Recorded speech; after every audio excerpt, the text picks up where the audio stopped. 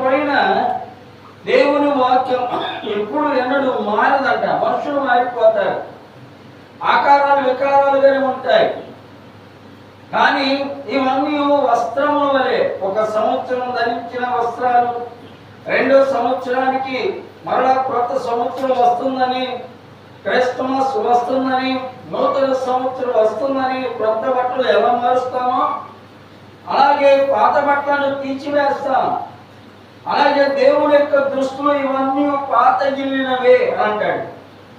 కాబట్టి ఊర్లో ఎక్కడ చూసినా కానీ పాత వస్తువులు కొంటామని కేకలు వేస్తూ ఉంటారు. పూర్వకాలంలో ఈ గోడ లేదు.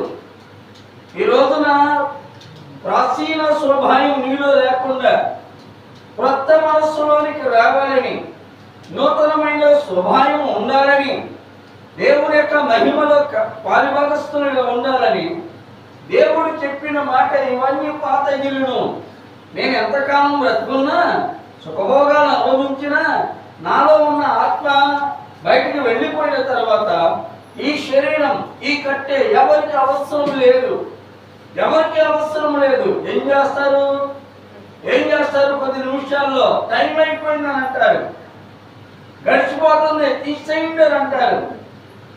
కాబట్టి అతి స్వల్పమైన ఈ శరీరం ఘనహీనుడైపోతాడంట. కాబట్టి నిత్యము నిలిచేది దేవుని వాక్యమే. దేవుని వాక్యమే మనకు ఉల్లాస వస్త్రమును అనుగ్రహించేది. దేవుని స్తోత్రం. దేవుని వాక్యమే రక్షణ వస్త్రము ఇచ్చేది. దేవునికి స్తోత్రం. దేవుని వాక్యము ద్వారానే మనం క్షేమంగా ఉండగలుగుతున్నాం. మన ముందు ఘనులుగా ఉన్నవాడు రాలిపోతున్నారు, పాత వస్త్రాలు అని తీసివేయబడుతున్నారు. కింద వచనంలో రాయబడిన మాట 12వ వచనంలో అక్కడ ఏమని రాయబడిందంటే, వాటిని మడిచివేతువు, వస్త్రముల వలె మార్చబడును గాని, వస్త్రముల వలె వాటిని మార్చబడును కానీ నీవు ఏకరీతిగానే ఉన్నావు. నీవు ఏకరీతిగా ఉన్నవాడు, ఏకరీతిగా ఒకే రీతిగా ఉన్నవాడు. ఆయన ఒకే రీతిగా. ఇవన్నీ మడిచి పారవేయచ్చు, ఇవన్నీ తీసి పారవేయచ్చు. లోకంలో మనం చూస్తున్నాం, ఎక్కడెక్కడంత డస్ట్. మున్సిపాలిటీ వాళ్ళు మన వీధులకు వచ్చి ఊరు వెలుపల పారేస్తున్నారు. మానవుని యొక్క జీవితం కూడా నిష్ప్రయోజనమైన జీవితం. ఏకరీతిగా ఉన్నవాడు అనువాడు, రక్షకుడు, పరిపాలకుడు యేసుక్రీస్తు ప్రభువు వారు ఆయన ఒకే రీతిగా ఉంటాడంట. ఆయనలో ఉన్న మనస్సు నీలో ఉంటే అంతకంటే గొప్ప భాగ్యం మరొకటి లేదు. కింద వచనం రాయబడి ఉన్నది, నీ సంవత్సరములు ఎప్పుడు ఎన్నడూ కూడా జరగవు. యేసుక్రీస్తు ప్రభువు వారికి ఎన్ని సంవత్సరాలు ఎవరైనా చెప్పగలరా? చెప్పలేరు. యేసుక్రీస్తు ప్రభువు వారు నిన్న నేడు ఏకరీతిగా ఉన్న దేవుడు ఆయన. కానీ ఒక సంవత్సరం ఆయన పూజించి ఆరాధించి ఒక మూలన పెట్టే దేవుడు కాదు ఆయన. ఆయన మనకిచ్చిన సంవత్సరాలు మితిలేని. నిజంగా క్షేమంగా ఉంటున్నాం. ప్రభు యొక్క సన్నిధిలో ఆయన సంవత్సరాలు చూడగలుగుతున్నాం. ఆయన సంవత్సరాలు తరగనివి. ఎందుకు రాయబడిన మాట చూడండి. అయితే అని చెప్పుచున్నాడు. అయితే నేను నీ శత్రువులను నీ పాదములకు పీఠముగా చేసి వరకు నీ కుడిపార్శ్వమున కూర్చుండుము, నీ కుడిపార్శ్వము ఎదుట కూర్చుండుము. శత్రువులైన వారు, అపవాదిగా ఉన్నవాడు ఏడ కూర్చోబెట్టాడు? పాదాల కింద కూర్చోబెడతాడంట. మనము యేసుక్రీస్తు ప్రభు యొక్క పాదాల దగ్గర ఉన్నప్పుడు, ప్రభు పాదాలకు లోబడి ఉన్నప్పుడు, దేవుని మాట వినినప్పుడు అంట శత్రువు ఎక్కడుంటాడంట? ఆ వినాశకుడు గట్టిగాడు, మనల్ని శోధించేవాడు మన యొద్ద నుండి దూరమైపోడు. అందుకనే సంవత్సరం కూడా దేవుడు మనల్ని ప్రేమిస్తున్నాడు. కొన్ని కుటుంబాలలో శాంతి, సమాధానం, నెమ్మది లేక కొట్టుమిట్లాడుతున్న వారిలో ప్రార్థన లేక, భక్తి లేక. భక్తున్నవాడు, ప్రభువులు ఉన్నవాడు ఎప్పటికప్పుడు ఆశీర్వదించబడతాడు. శత్రులను తరిమేవాడు, శత్రువుల నుండి విడిపించేవాడు యేసు ప్రభువు వారు. ఆయన అంటాడు, అని దూతలతో ఎవరిని గురించైనను ఎప్పుడైనా చెప్పేనా వీరందరూ రక్షణ అయిన స్వాస్థ్యమును స్వాస్థ్యములోనికి పొందబో వారికి పరిచారము చేయుటకై పంపబడిన సేవకులైన ఆత్మలు కారా. దేవునికి స్తోత్రం. మీకు రక్షణ కలగాలి అంటే, మీరు దీవించబడాలి అంటే, మీరు ఆశీర్వదించబడాలి అంటే, మీ దరిద్రం పోవాలి అంటే, మీ ఎదుట ఏర్పరచబడి ఉన్న సేవకులు ఉన్నారే, వారి ద్వారానే మీరు దీవించబడుతున్నారు. దేవుని సేవకుడు లేకపోతే ఆశీర్వాదాలు ఎక్కడి నుంచి వస్తాయి? కాబట్టి దేవుని యొక్క ఆశీర్వాదాలు ఉండాలి అంటే మీ మధ్యను దేవుని యొక్క సన్నిధిలో సకల శాస్త్రములకు అధిగమించిన బైబిల్ ఉన్నదే. ఈ బైబిల్లో ఉన్న వాక్యానుసారమే మనల్ని బ్రతికించేది. ఈ వాక్యమే మనకు దీపమై ఉన్నది. ఈ వాక్యమే మనకు శాంతి సమాధానం ఇస్తుంది. ఈ వాక్యము ద్వారానే మనం బ్రతుకుతున్నాం, క్షేమంగా ఉంటున్నాం. దేవుని స్తోత్రం. కాబట్టి కింద వచనంలో రాయబడి ఉన్న మాట ఏమని చూడండి. కావున మనము వినిన సంగతులను విడిచిపెట్టుకొని పోవనున్నట్లు. చూడండి, కావున మనము వినిన సంగతులు విడిచిపెట్టకుండా కొనిపోకుండానట్లు వారి యందు మరి విశేష జాగ్రత్త కలిగి ఉండవలెను. ఎందుకనగా దేవదూతల ద్వారా పలకబడి ఉన్న వాక్యము స్థిరపరచబడినందున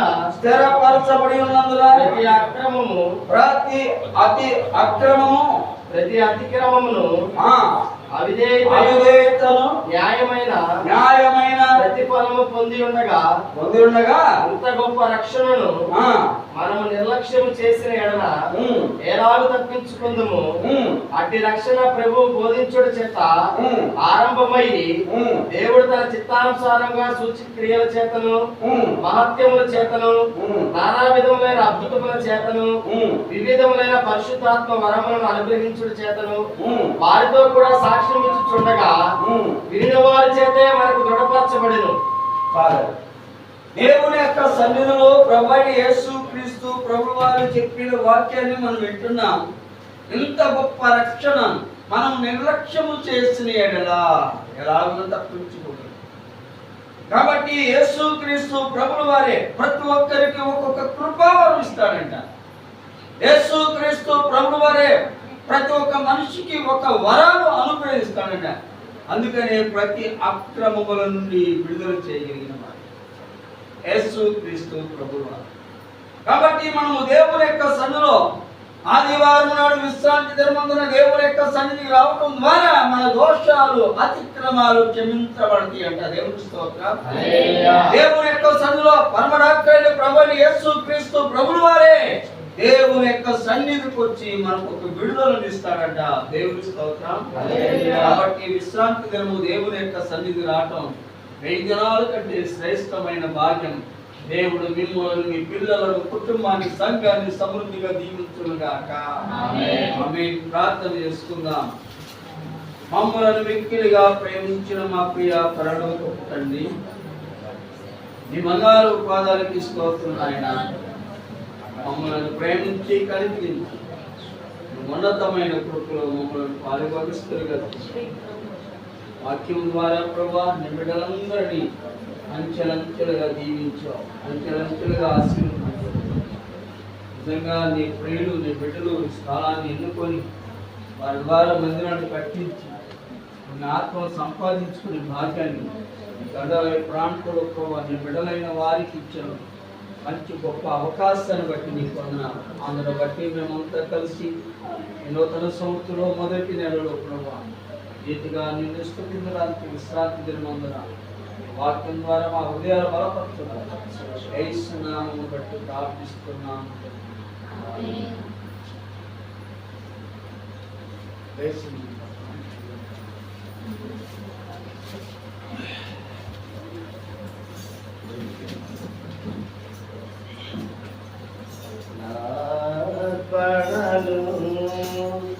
నీవు పరిశుద్ధ పరచుచున్నావని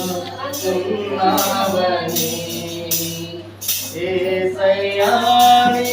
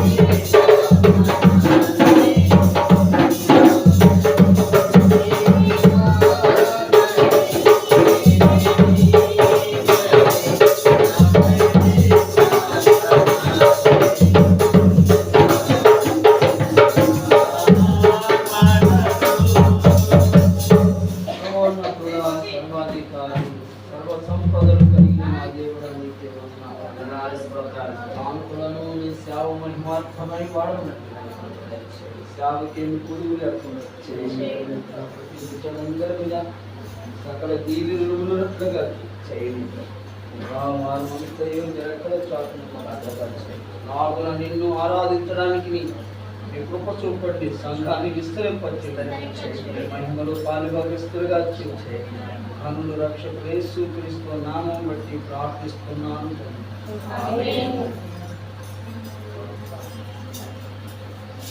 మన తండ్రి అయిన దేవుని ప్రేమయు కుమారుడైన యేసుక్రీస్తు వారి పరిశుద్ధాత్మ యొక్క సహవాసం ఇప్పుడును ఎల్లప్పుడూ బిడ్డలందరికీ సదాకాలం తోడై ఉండుగాక. కొద్ది నిమిషాలు కూర్చోండి. సాక్ష్యాలు విందాం. దేవుడు వారి పట్ల చేసిన సాక్ష్యాన్ని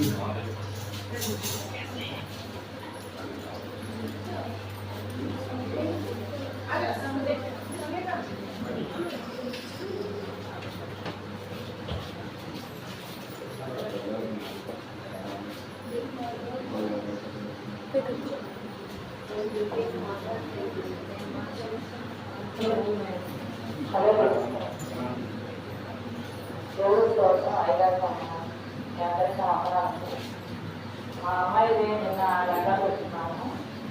అయితే అందులో దేవుడు ఎంతో గొప్పగా జరిపిస్తారండి. ఇప్పుడు 15 రోజుల క్రితమే వెళ్ళాం. అయితే నేను ఇస్తాను నీకు ఎందుకు అది అన్నారు. కానీ ఇంకా 2 రోజులు ఎత్తులు పడేది అది వెళ్ళి అయితే ఇప్పుడు నా దగ్గర లేవు, నేను ఇవ్వలేను అని చెప్పాను. వచ్చేసరికి ఇంటికి వచ్చేసరికి చెప్పాడు నేను అంటున్నానంటే అయినా దేవుడు ప్రార్థన చేస్తున్నాను. ఇంకా 2 రోజులే టైం ఉంది, మరి మాకు పెళ్లి కావాలని చూస్తాను అని ఎంతో ప్రార్థన చేస్తున్నాను. అయినప్పటికీ దేవుడు సిగ్గుపాతం లేదు. నేను ఆ రోజే చెప్పగానే నాకు తెలిసిన ఇంటికి అడిగి చెప్పగానే వాళ్ళు 1 రోజులోనే మాకు ఆ డబ్బు అరేంజ్మెంట్ చేశారు. నిన్న వాళ్ళు ఇవ్వబట్టి వాళ్ళు పెళ్ళికొడుకోడు ఏమిటి వాళ్ళు మాకు ఆ రోజు రకాలు అన్నారు. ఆ టయానికి ఇచ్చేసాము. దేవుడు నిజంగా ఎంతో గొప్ప కార్యం చేశారు. 2 రోజులే 2 రోజులు వెళ్తున్నాము. 23వ తారీఖు అడుగు చేసింది. 24, 25 రెండో టైంలో దేవుడు గొప్ప కార్యం చేశారు. ఏ విషయంలోనూ మా దేవుడు ఎప్పుడు సిగ్గుపరచలేడు. మనం అది 10 మందితో సమానం. పరువు అనేది ఏదైనా సరే నిన్న ఎంతో గొప్పగా జరిగింది. పసుపు కూడా 1వ తారీఖు కొట్టాలి అని రాసిచ్చారు. ఆయన నిన్న వెంబడి కొట్టేసే 6:25 కల్లానే ఆ పసుపు కార్యక్రమం కూడా అయిపోయింది. దేవుడు గొప్ప మేలు చేశాడు. అలాగే నా బిడ్డ 12వ తారీఖు పెళ్లి జరగబోతుంది. మీరు అందరూ కలిసి ప్రార్థన చేయండి. మనం దైవ సన్నిధిలో చేసుకుందామని ఎంత ఆశపడ్డాను. కానీ దేవుడు అది ఏ రకంగా చేయాలనుకున్నాడో మరి దేవుడు చెప్పాలి. అది మనం చేసేది కాదు. అయినప్పటికీ ఆటంకాలు రాకుండా మీరు అందరూ కొంచెం ప్రార్థన చేయండి. మా అమ్మాయి కూడా దేనికి భయపడకుండా ధైర్యంగా ఆ 3 ఎంచుకునేలాగా మీరు అందరూ ప్రార్థన పెట్టమని నా చిన్న కోసం. దేవుడు తన పిల్లలను ఎప్పుడు అన్నాడు సిగ్గుపడు. ప్రతి అవసరాలు ఆయన మహిమలో తీర్చబడాలి. కాబట్టి మనం అనుకుంటాం ఇది ఎలా జరుగుద్ది ఏంటి ప్రభావం. దేవుడు అనుకోకుండా ఆయన కార్యాలు నెరవేర్చబడాలి.